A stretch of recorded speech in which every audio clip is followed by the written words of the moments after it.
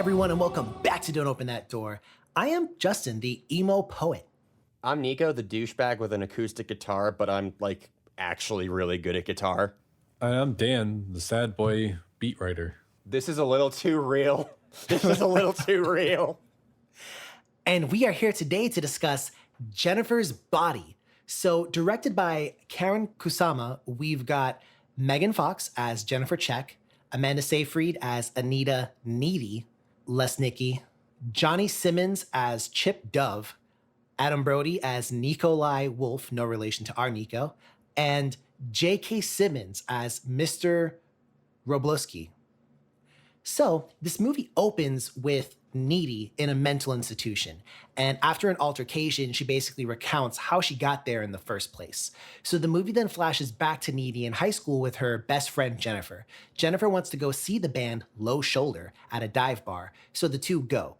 At the bar, the band picks out Jennifer as a potential virgin and they begin their set. So the band starts to perform, but just then the bar catches fire. Jennifer and Needy make it out through a back exit, but several people are burned and crushed to death in the ensuing chaos.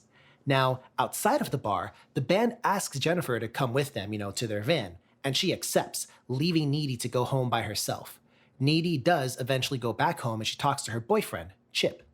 After they speak, Needy starts hearing strange voices in her house, and she finds Jennifer there, covered in blood. Jennifer kind of punishes a rotisserie chicken from Boston Market, no sponsorship, and then spews a vile substance onto Needy's floor and just leaves, leaving Needy to actually clean up the mess. The next morning, though, Needy runs into Jennifer in class, and Jennifer seems completely normal. Okay, so Dan, what was that about? Everything's normal now, right? Well, it seems like it anyways. So later that day, Jennifer runs into the captain of the football team, and he is grieving the loss of his friend from the bar fire. Jennifer ends up seducing him, because, she's Megan Fox, and takes him into the woods. She even says, "Hi, I'm Megan Fox," in the movie. So he thinks he's about to get lucky, but instead he gets extremely unlucky as Jennifer rips out his guts and eats him. Oof. Not metaphorically, but actually. So his body is discovered and the community is sent into another panic shortly after the whole bar fire, all while the band Low Shoulder now has a single on the radio that is rapidly gaining popularity. Well, I'm sure the two have nothing to do with each other, but time passes as it tends to do, linear nature of time. And Of course. Jennifer's physical condition worsens. Her skin just doesn't look like she's taking care of it. Her eyes look kind of hollow, and she seems to have kind of lost weight. So to get over this, she accepts a date with just, a random emo kid from their school, while Needy spends the night with her boyfriend. So, Needy is kind of getting it in with Chip, while all of a sudden she has visions of Jennifer's victims and honestly of Jennifer herself. Meanwhile, Jennifer unfortunately kills and disembowels this random emo kid too. So Needy goes out now to look for Jennifer, and she finds her on the road, covered in blood. Jennifer basically smashes her windshield and then basically just runs away. So, Nico, you know something about this. What's really going on here, dude? What even happened? Is there an explanation? Yes, I too have run naked through the woods covered in blood and destroyed cars. I knew it. You heard it here first, folks. No, but Jennifer then shows up in Needy's bed and startles her. And at first she acts coy, but she then loosens Needy up by bridging the sexual tension that the two of them have been feeling throughout the movie, and they make out. Needy, still rightfully confused and in shock, asks Jennifer basically, what the fuck is happening? And Jennifer tells her the real story of what happened the night of the Low Shoulder show. Turns out, instead of being just sexual predators taking her away in the van, they were Satanists, and they were planning on sacrificing her to your boy Satan in order to become famous and get that IG clout. Unfortunately, the ritual required a virgin, and Jennifer was already established as not being a virgin in the movie. They just didn't know that. And so the ritual backfires. We then cut back to the present, and Needy kicks her out. Quick interjection there, listeners of Don't Open That Door. Don't Open That Door would like to disavow any statements of Satan being ya boy. Those comments were made solely by Nico, And to Nico, they are, they're his comments. Carry on, sir. Just wanted to point that out. Satan's not our boy. Hey, you're trying to get the Boston Sparket ship. I'm Whoa, what am I trying to get? trying to get the Boston Sparket market ship, and I'm trying to get the Satan Payton Sparket ship. All right, carry on. Anyway, that verbal diarrhea aside, Needy senses that something is wrong, and she races to go find Chip, who she suspects is in danger because of Jennifer. She runs through the woods and finds the two of them in an abandoned rec center, with Jennifer feeding on Chip in a pool, sucking the blood out of his good old carotid artery. Or is that the jugular? One of the two. Needy interrupts the two and leaps to Chip's rescue, fighting Jennifer off with a good old-fashioned Randy Orton out of nowhere and some pepper spray. And Jennifer then levitates out of the water, and the two get into some extremely late 2000s banter, which is just oh so charming to my soul. At which point, Jennifer says that she's going to kill Needy, giving the classic aphorism, I swing both ways. But Chip then cuts the tension by impaling Jennifer with a pool mop, and Jennifer escapes into the night. All right. So that 2000s banter, I mean, Dan, how can you hope to match it to that? What happens in the movie after? So after that, Needy is hell-bent on revenge and runs to find Jennifer at her home. Needy confronts her, and the two get into a fight. When Needy was researching earlier, researching about the occult, she learned that a good way to kill a demon is by stabbing it through the heart. So she remembers this, and she ends up kind of shocking Jennifer by ripping off Jennifer's BFF necklace, because the two of them were best friends, and she ends up bringing a box cutter down through Jennifer's chest, killing her for good. Now it's at this time that Jennifer's mom chooses the unfortunate time to walk in and see Needy on top of Jennifer and, kind of killed. So now we cut back to the present with Needy back in the mental hospital. And she explains that when you get hit by a demon and live, sometimes you gain some of its abilities. So now we start to see that Needy starts to kind of float in her little isolation cell, and she uses her demonic strength to kick out of the window and escape. So now she's kind of walking along the street, she hitchhikes, and when the man who picks her up asks her where she's going, she answers that she's following a rock band, and tonight's show will be their last. So now the movie ends while the credits are rolling with a montage going on of the band's final show, which ends up turning into a murder scene. Well, that's a heartwarming ending, wouldn't you say, guys? Folks. You just love to see it. So let's go ahead now and break it down, shall we? So first off, visuals. Nico, what do we think about how this movie looks? And yes, okay. We have to get this out of the way now so we don't bring it up again later in the review, except we totally will. Yep. But Megan Fox is smoking hot in this movie, is she not? Yep. Yeah. Okay. Yeah. We've gotten that out of the way. Amanda Seyfried's pretty bad, too. She is, and they on the actually did a record. pretty good job of trying to, kind of like normal her, kind of ugly her up a little bit. But they do try to do that, right? Because they try and make her look like less than Jennifer. More comely. Yeah. Is it comely or comely? I don't know, but you know what we mean. Sometimes I say the word homely instead. Oh, do you? Do all these words mean the same thing? Find out next time on our language podcast.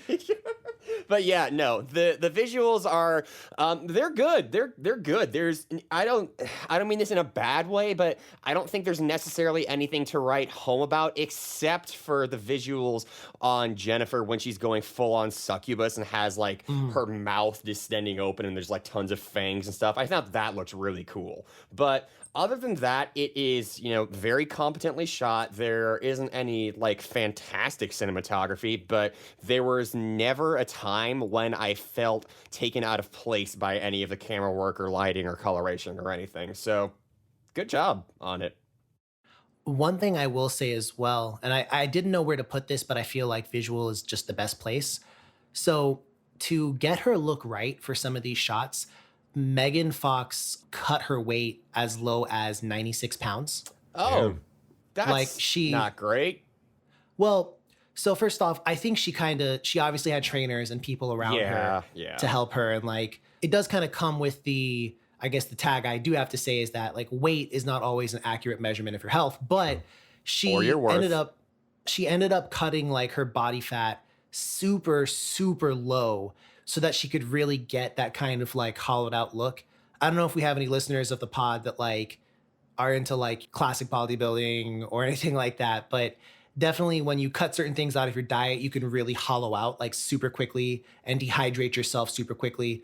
Henry Cavill talks about it a lot for his roles as well, the dehydration process. But the point being is, I do admire, as I do kind of anyone who does this for acting, she really cut her weight super low so that she could really appear kind of ghoulish and, you know, not super fleshed out due to literal lack of flesh. But yeah, I thought that was pretty cool personally. Like that shows a lot of commitment to the role. So Dan, visuals from you? Yeah, I mean, like Nico, I thought they were fine. Nothing to write home about necessarily, but they were fine. There was one cool scene that I kind of liked when she was eating, what was his name? Colin, I think, the emo kid. And like she knocks him onto the floor. Then we see a shot like through a curtain or something. So you just see like the silhouette of her like ripping That him was a dope shot. to pieces. Yes. And I was like, oh, that's kind of cool. But yeah, other than that, nothing to write home about. All right, well, nothing to write home about there, but would you maybe write home about some of the audio stuff, Dan? So from a technical standpoint, I thought all the audio sounded great. The music was great as well. There were just some really cool scenes I thought when something was about to happen, when she was about to kill somebody or whatever, just like a metal song would come on. And I was like, yeah, this is, just like a headbanging, scene. I don't know. It was cool. Again, kind of here, aside from those one or two times, again, to me, nothing really like stand out. Okay. Now, I think it's also worth noting that this movie is named after a song by the band Hull. Jennifer's Body is actually a song. And while the song, and because the song talks about, like dismembering a woman and whatnot, like this, I almost feel like kind of twisted a little bit because in this one, she got killed, but then came back kind of thing. So, but it is interesting just to note the little tangential tie. And then Hole actually gets another song at the very end of this movie when the band is being slaughtered. They play another song by Hole, and it escapes me right now. But as soon as I heard it, I was like, this is that early 90s kind of grunge kind of sound. It's off their second album, and I cannot for the life of me fucking remember the name of it. It'll come to me, I'll scream it out in the middle of the podcast sometime. But Nico, from your perspective, how do you feel about the audio? Particularly, how do you feel about the fact that it's an indie band that's a Satanist and not like a straight up metal band? I fucking love it. Like, particularly comparing it to some of the other movies that we've watched here that have influence of like metal bands and like the stereotypical like, oh, you listen to Slayer, that must mean you suck Beelzebub's cock or something like that. But like instead you get these whiny little, pop darlings who are like, we can't make it big. You got to get on Letterman, and if you don't, it's impossible for any bands to make it big. But so that much I really did enjoy, and I loved that they had a little dig there. But the only other thing I will say is that the soundtrack fucking whips. Like they've got Florence and the Machine, they've got The Sword, they've got, like Justin said, Whole, Panic at the Disco. It's a really great soundtrack. Yeah. Okay, it is. And Nico, I want to keep hearing your dulcet tones real quick, because one thing this movie kind of talks about, deals with a little bit, is representation, specifically like queer and lesbian representation. So, any thoughts that you have on that? Yeah, so I have a lot.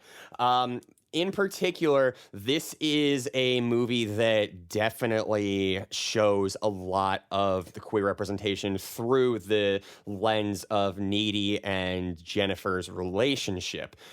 Jennifer and Needy have this definite bond together, and they are, like they're best friends for most of the movie. They're kind of like a dynamic duo. There's a certain like sort of power dynamic there that gets played out, but even more than that, there is a pretty big part of the character's development that has to do with their bond that goes, outside of the platonic and almost just like friendly.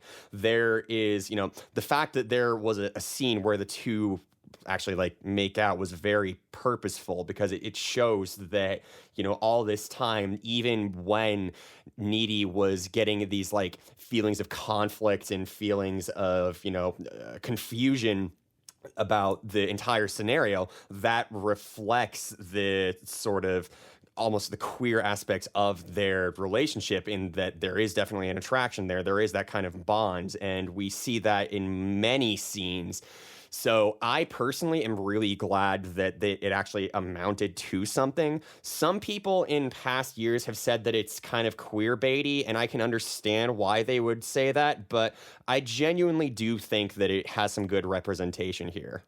So, interesting point. I was able to mentally know this, a lot of this, instead of physically know this, I guess, but I was able to mentally know this because of a song, that was Oh, played in the okay. intro.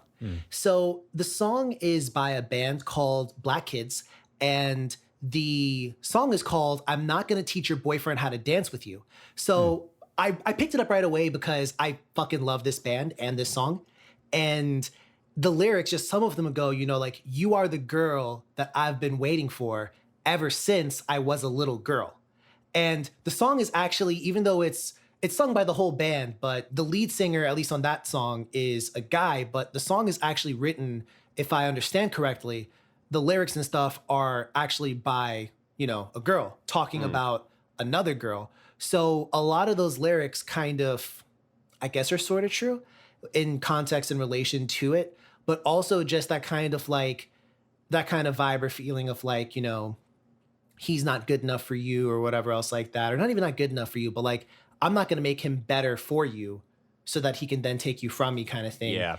It is, I think it's kind of interesting. And I agree with you in terms of the representation piece. And I think, Dan, to kind of, you know, draw you into this conversation, what do you think about the relationship, the kind of the power dynamic between Jennifer and Needy kind of pre and post transformation? Do you think there's a definite difference there, or is it more of the same?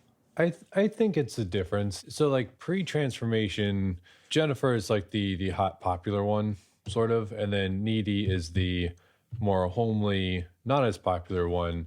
Jennifer kind of just rolls over Needy a lot in a lot of like conversations. She definitely like is the Alpha. yes, yeah, that's a good way to put it. Yeah, definitely. And so after the transformation, that's still kind of true, but now we start to see Needy kind of becoming her own person, going, wait a second, something's not right. And I'm gonna kind of take control of certain things as well. And then of course it sort of culminates in that sort of the makeout scene when Jennifer is trying to make out with Needy and she's reciprocating, but then for a second, Needy's like, whoa, wait, hold on, what's happening?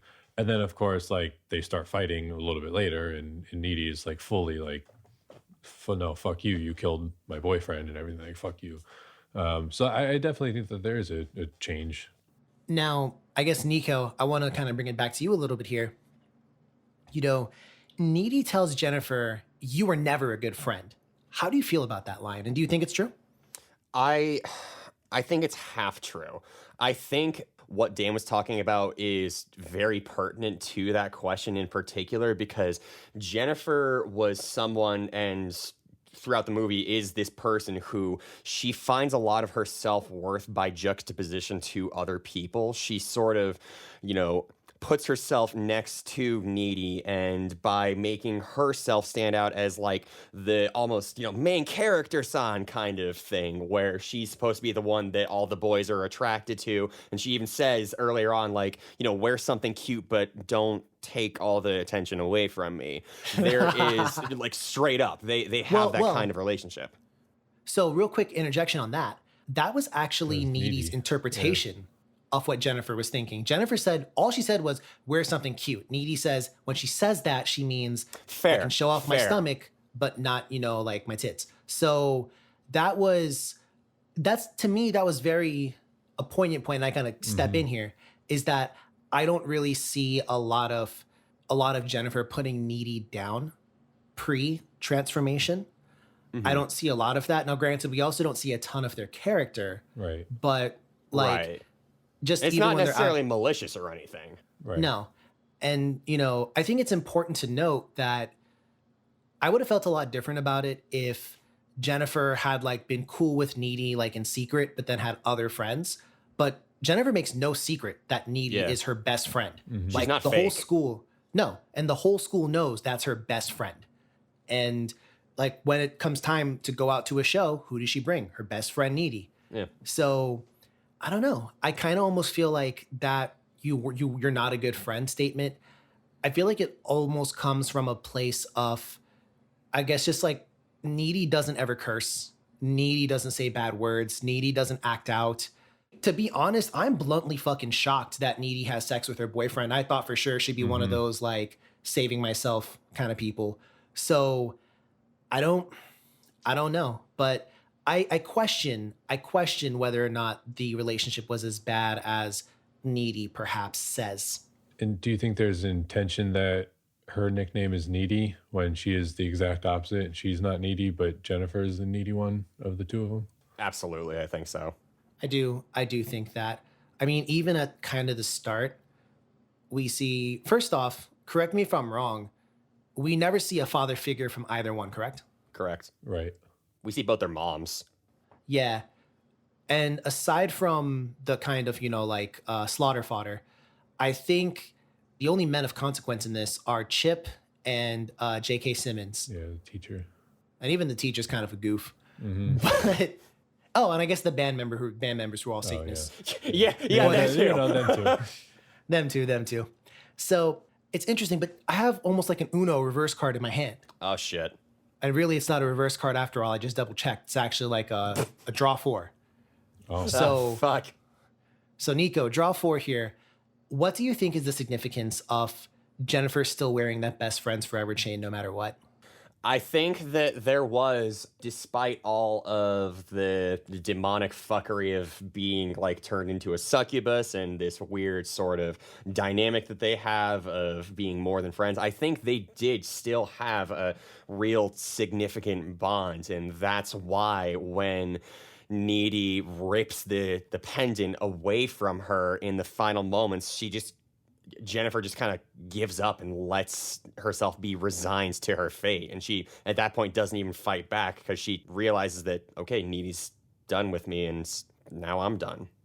That made me feel pretty bad, actually. Yeah. She was like, genuinely hurt by the fact that she was hurt and stabbed. And, it's interesting because, like, throughout the movie, like, Jennifer doesn't really see a whole lot wrong with what she's doing.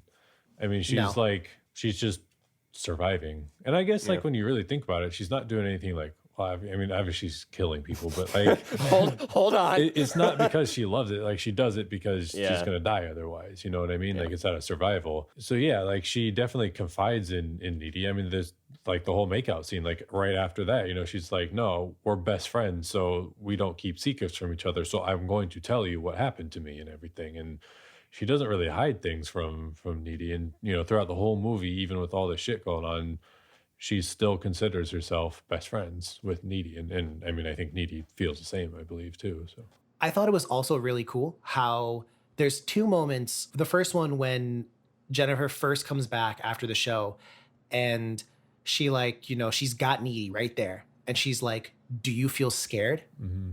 And Needy is like, yes. Like she nods yes. And there's like a quick kind of like moment where Jennifer almost like registers like, oh shit, like I'm scaring Needy. Yeah. And then she leaves. And then when they're in the room after this pivotal makeout scene, Needy's like, get out. And then Jennifer just starts putting on her clothes. And then Needy's like, where are you going? Jennifer's like, you said to get out. So like she actually leaves. She actually leaves when she's told to leave. They respect each other. Yeah. And I think that whole like, are you afraid thing at the beginning, I'm pretty sure Jennifer like also feeds on fear because right. That's very true. Yeah. So like I think for a second maybe her like carnal instincts were taking over and she wanted to like her to be scared so that she could eat her. Then was like, wait, no, I can't. Like you're my best friend. And the movie doesn't make like a big scene out of that, like that switch or anything. But I think that's kind of what was going on. So I almost feel like we can't talk about the relationship between these two without talking about the relationship between Chip and Needy. So, I mean, Nico, I'm going to ask you directly. You know what I mean? Like on a man-to-man basis. Okay. What kind of boyfriend is Chip? He is too pure for this world. His last name is Dove, and I shit you not, when I saw that when we were like writing down the cast members, I was like, you got to be fucking kidding me. That's perfect. He is an absolutely just adorable, pure lad who wants nothing but the best for his girlfriend. And there are times when I don't even blame him for being disingenuous when Needy says, hey, by the way, Jennifer is evil. Yeah, I know. No, she's like actually batshit fucking evil. And he responds by saying like, hey, maybe you should get some help? And, like, I understand that. He never holds it against her, and he never, like, lashes out against Needy. He's just a good fucking guy. I feel sorry for him most of all, given that he was, killed, but also Jennifer, like, preyed upon his insecurity by dragging him to the rec center and just luring him in with talk about like, oh yeah, Needy actually cheated on you, which no, she didn't. But I think Chip's a really just class act. Okay, so Dan, I've got another question for you, but before we get to that, Chip, agree with Nico, disagree with Nico? I pretty much agree with Nico. I agree as well. I only feel like he made two mistakes. What was that? Two mistakes. Mistake number one, I would not have discussed my relationship with Jennifer Hell no. in that kind of context, in that kind of situation. Yeah. Jennifer's getting all close and she's like, yeah, man, like your girlfriend's been cheating on you. And I would just think back like, Needy? Nah, I don't think so. And they did say she was cheating on him with the emo kid who, to their credit, they had like multiple interactions. Mm-hmm. And Chip's like, oh, who's that? And she's like, oh, it's no one. And I can see there being some grounds. But at the same time, come on, Chip, bro. You know better than that. Mm-hmm. And secondly, and this is just kind of comedic to me, the scene where they're about to have sex and then he's over here on the struggle bus, like he picks out like this weird ass condom because he's like, it's basically like a pun or a joke on the whole, like it's ribbed for her pleasure. Like he's over here like, oh, it's like the swirly condom. I heard it's good for the girl. I don't know. And then like he's over here like putting it on wrong, and like only true people of culture will know this. He put the condom on inside out. That's why you hear the snap, because the condom only rolls down one way. So he put it on inside out and it snaps. And I was laughing my ass off because I was like, somebody, whoever wrote that, it's Diablo Cody, right? Yes. Yeah. I was like, Diablo Cody either was in that situation or knew somebody who had been in that situation. But that is a very specific thing. And like, I can go ahead and say this. It's happened to like every dude. Yeah. You're like, Oh yeah, fuck, straight I put up. this on. I put this on upside down. Fuck. Yeah. And then it's like babynames.com. But no, like, I don't know. That was Not that was for me, pretty funny. motherfuckers. Every movie, Nico gets a moment where he's like, you know what? Looks down. That's right. We're on the same page here. But Dan, Snip, snip. Nico talked about it earlier, and I want to bring it back. Nico said that she's a succubus and everyone's talking about her seducing. So we know that she's possessed by a demon, not given any names. Don't know if it's like Bed Bath & Beyond from The Conjuring Part 1. But really and truly, do we think that she's A, an actual literal succubus, and B, all this seduction, is it natural or is it supernatural? So I think she is a succubus. Mm-hmm. And I think that the seduction I think it's natural. Maybe with like a little tiny bit of help from the supernatural, but I think it's natural. I mean, she clearly was getting it before the movie started. Clearly. So I don't think she's got any problems there. So, I mean, I feel like it's mostly natural. Again, maybe with like a +1 boost or something, but... I'm on that same train. Nico, how about you? Yeah, I feel like she's already got a really high charisma stat, but maybe she just has advantage on checks now. There we go. Yeah. There we go. And after we just chopped off our conservative 2 people, we've now chopped off anyone who doesn't get that reference. So well done. Pretty soon we'll achieve our goal of having 1 fan. Here for it. And then you know what we'll have? 1 fan. 1 fan. You could say that's our only fan. Oh. So That was good. That was good. You know what, yeah. Justin? Nice. Nice. Yeah. That was nice. and this is episode 69, guys. Nice. So nice. Yeah, I can't believe we buried that lead. Yeah. Anyways, I want to go ahead now and pose a question to both of you. Talking about, some of the themes in this movie, I guess one big one that pops up is at the end where Needy tells Jennifer that she's maybe a little insecure. And Jennifer's like, no way, not me. I couldn't be insecure. And Nunny. I wonder, do you think she was insecure? The most beautiful people be insecure. It do be It like do that be sometimes. like that. Hey! My man. Yeah, we can move to the next talking point. That was perfect. Yeah. No, but yes, absolutely, she was insecure. Yeah, for sure. I mean, I think like she was jealous of Needy, I think too, and being, she kind of goes after, she eats the people that Needy likes, and not necessarily romantically likes, because Needy didn't have feelings for the emo kid, but she was like, yeah, I think he's cool. So Jennifer's like, all right, I'm gonna fucking eat him. I want to also really quick touch on Jennifer's popularity. I mean, Nico, how popular do you think Jennifer is? Like, is she popular enough to basically have any guy she wants? Because Needy yeah. says that her social relevance faded 2 years ago, but at the start of the movie, Oh, yeah. she's over here like basically getting drinks at the bar when she's not 21, doing all this stuff. She basically says, like the pigs won't come after her because she's sleeping with a rookie cop. So I mean, like, what do you really think?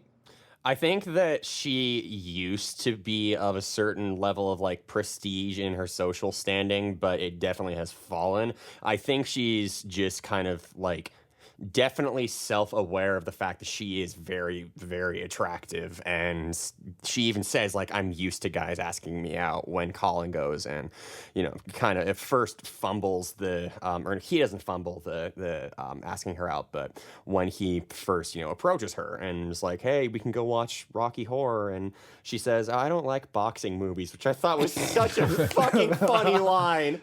Shout outs to you, Diablo. There were a lot of good lines in this movie, I'm not gonna lie. Yeah. The writing are is really quite a fucking few. good, actually. But yeah, no, I think she's just self-aware of the effects that she has on people. All right. So I guess go ahead and go in for a twist here. You just talked about it. It's got a bunch of great lines, a bunch of laughable moments. Where is this for you on the horror comedy scale? Is this more horror, more comedy? To me, it's more of comedy. And I was genuinely surprised at how much I was laughing at this. It's still in the trappings of horror because, we've got a blood-sucking succubus. So it's kind of hard to negotiate that. You're not going to get, like, Adam Sandler, like, oh, man, darn it. There's a demon or whatever. That doesn't sound like Adam Sandler. I'm sorry, Adam. Please come on the pod. You're a great man. Yes. Yes, we'll have him on this horror podcast. What's that movie? Uncut Gems? Yeah. We talk about that. Yeah, we could. But- Fuck. Dan, are you in alignment with Sir Nico here? I am, yeah. I feel like it was more comedy than I thought. Like I had never seen this movie. I didn't quite know it was gonna be this comedic. So like the first 10 minutes, I was kind of like, yo, this movie's really lame. And then I was like, wait a second. I'm taking this movie way too seriously. And then as soon as I realized that, I was like, all right, yeah, this is cool. This is cool. And after that, it was a good time. All right. So quick thing before we move on to kind of, what would you do? There's a small, normally, Dan, you are the master of ceremonies when it comes to trivia. You've been triviaing it up all night. Well, a new challenger approaches, Oh. Nico. So I want you to tell me about maybe a little bit of a marketing mishap or the marketing team not really giving a shit about the intentions. Yeah, so director Karyn Kusama and writer Diablo Cody, they both had a very specific image in mind of this movie, and the movie was marketed, unfortunately, just really, really poorly. It was marketed basically towards a bunch of teenage boys as being the sort of like maid audience, which I will say back in 2009 when I myself was a teenage boy, I was like, hell yeah, I want to see this. And frankly, I'm amazed that I only am just now seeing it as a 29-year-old. But anyway, the movie was very, intentionally written to be not only like a queer piece, but also a piece that is directed at young girls. This is right after Twilight has come out, and people already knew the power that, young teenage girls had in just throwing their money at theater screens. So that much kind of surprised me that they didn't really lean into that. But they just completely buried the lead at the marketing director's behest, because they sent out some screening teasers to, test audiences. Test audiences comprised mostly of young boys. And I shit you not, one of the biggest comments after the test screenings was, okay, movie needs more boobs, spelled BEWBZ. Did And so Eric they Cartman listened write to that? Fucking basically, this could have been marketed so much differently and gotten so much better of a reception, which I don't want to step on your territory here, but we know this kind of flopped. Oof. Well, you're not wrong, Nico, and we will definitely cover that. But I did want to say one thing about that. There's a scene where she kills the captain of the football team, and then she goes for a swim in the lake. I guess it's right next to their school. That scene right there, that wasn't for the Justin of today. But 2009 Just, that was for him. Yo, that's for every year, Justin. Let's be fucking real. Don't judge That's me. for every year, Justin. Don't judge me. But that scene came up, I was like, you can't see me, but I'm nodding with my mouth in such a way like I just swallowed something really sour, but I kind of like it. So imagine the sour face nod. That's And also, the sword is playing that time. They've got these badass fuzzy Yeah. cars going. Yep, It's just, yep. it fucking ruled. yeah, it did. Yeah, it fucking did. So time for what would you do? Now, on the Die. count of 3, I beat you to it. Literally before even prompting us. yes, because we do know what the question is. If Megan Fox walked up to us and was like, yo, you got lucky, I would just write my last will and testament real quick. Yup. All right, you are going to kill me. This is known, but Shit, if Amanda Seyfried did that, I would do the same Oh, shit. Yeah, that too. true story. So I do want to know, for a separate one, first off, I don't think within our friend group we have such a power dynamic as fucking Jennifer and Needy. But, and this is going to be an interesting one because my vote is somewhat different. But if there was going to be somebody who, certain things withstanding, was going to be more akin in spirit to Jennifer, in the 3 of us, who is that? I want everyone to think. And then who is it? 1, 2, 3. Nico. Justin? Nico. See, Nico, that's correct. You can't vote for yourself. Yeah. But it is you. I agree, but yeah. I'm curious to know. So, Dan, let's say that, we all go out to a metal show and there's this, awesome, female metal band and we're having a great time. Butcher babies. Oh my God. Actual bands, not pulling that out Actual of our band. asses. So, they're out there and then all of a sudden, the AC breaks and the whole place turns to ice, but Nico gets out and we're all out there and then they're like, yo, Nico, you trying to come back with us to our sex wagon? And then Nico's like, guys, I'll catch you later. Don't wait up for me. Yeah. And we're like, no, friendo, Yeah. no. And then Nico's just like, no, I promise. I take this sacrifice for the team. And so he goes and then he shows back up later and starts punishing all the food. Do you think anything's wrong or is that just Nico? No, that's just fucking Nico. That's just fucking Nico. For the audience, that scene with the whole Boston Market chicken was true to life.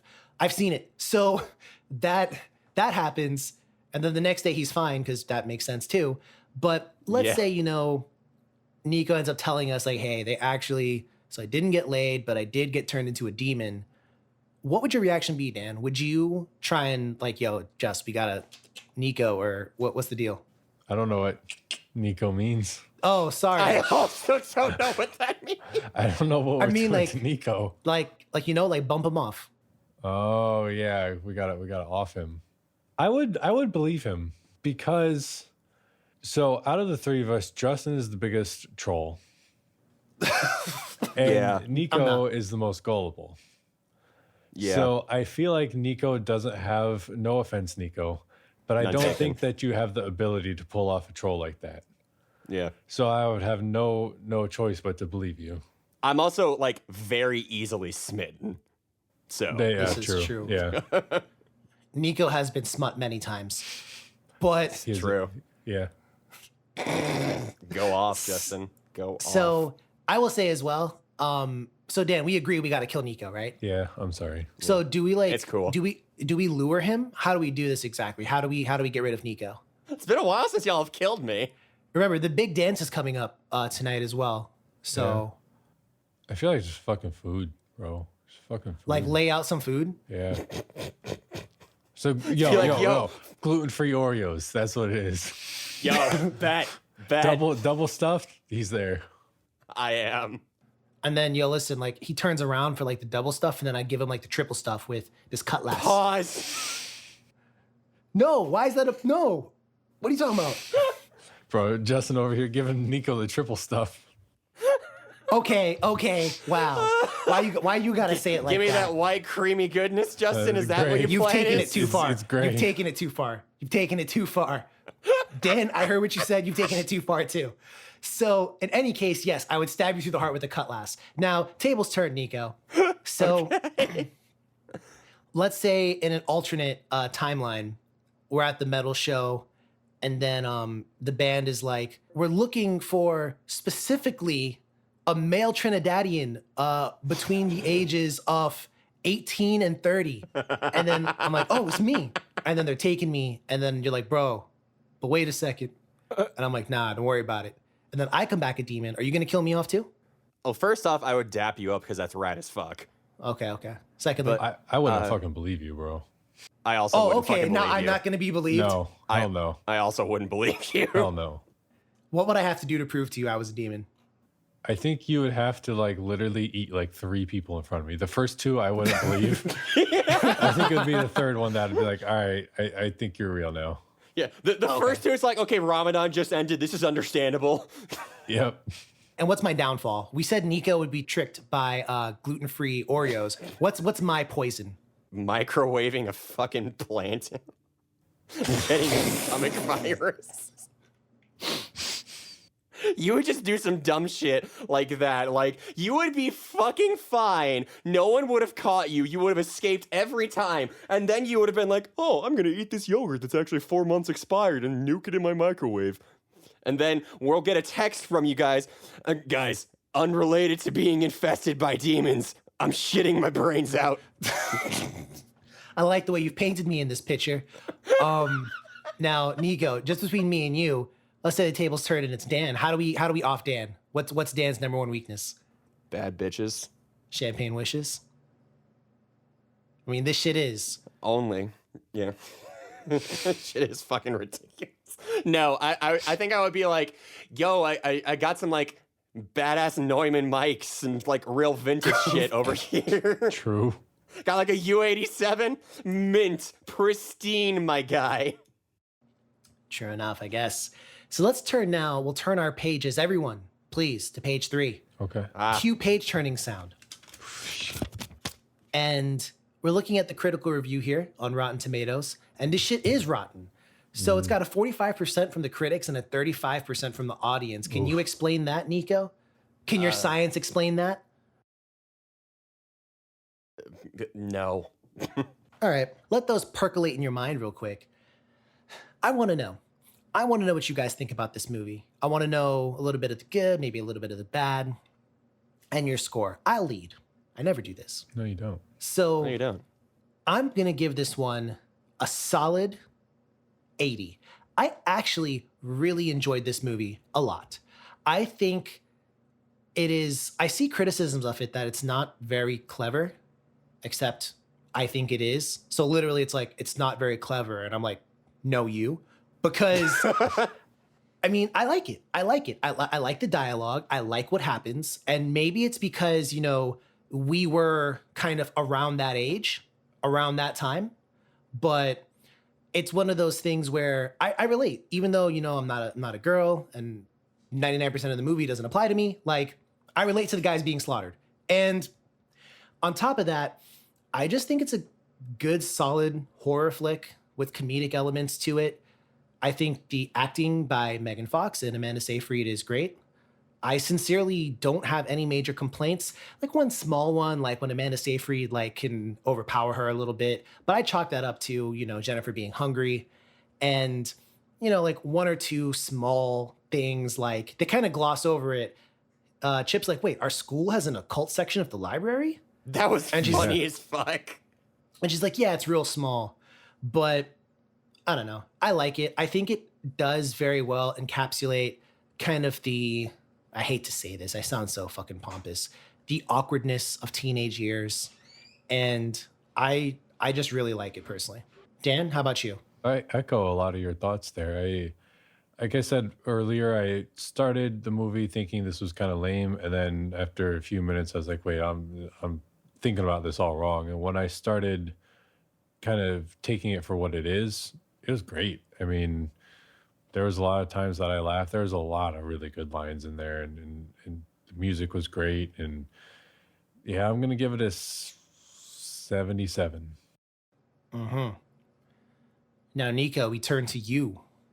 So, as usual, I like things a little bit more, and I really fucking loved this. This was something that surprised me in just how well written and clever it was. Shout outs to Diablo Cody. You just knocked this one out of the park. I think this is a great movie for queer representation. And as a queer person, I think that's rad as hell. So I am personally going to give it an 89. Okay. 89, okay. Yeah. Now, would we recommend this one to the viewing audience at home? I say yeah. Yeah. And I just think it's funny thinking about how I probably would have taken this film in 2009 versus now. I would have recommended it for different reasons, Yeah, but, very different. Yeah. Much like a tree, the mind grows north. And I think that it's true. I also would recommend it. And I do think it's something that I'm almost kind of glad that I waited till now. likewise. Like sometimes, waiting can make the experience better. And I do think that for this movie in particular, it did let me appreciate things a little bit more, being able to approach it from a more mature mindset. Now, Golden Seal time. I'm going to kill it and say no. I would have, but I understand. Yeah. As much as I like it, it just doesn't quite get that high for me, but it's still definitely a high recommend from me. Yeah, I agree. So any last thoughts before we bring this one to a cease? Everyone shat on Megan Fox, and they're, in fact, the ones who need to be shit on because she's great. Yes. As the saying goes, the people came talking shit, but the king had a bucket prepared for such an occasion. Always keep that one in the back of your mind. But yeah, so that's been it from us here at Don't Open That Door. If you like what you've heard, drop us a line. We're on Instagram and Twitter at DOTD Horror. We're also on Facebook, Don't Open That Door. That's been it from Dan, Nico, and Just. Keep yourselves safe. Watch out for each other at shows. Don't let people get into random ass vans. You never know what could happen. Turn into a demon, perhaps. And as always, dear listener, don't open that door. Bye.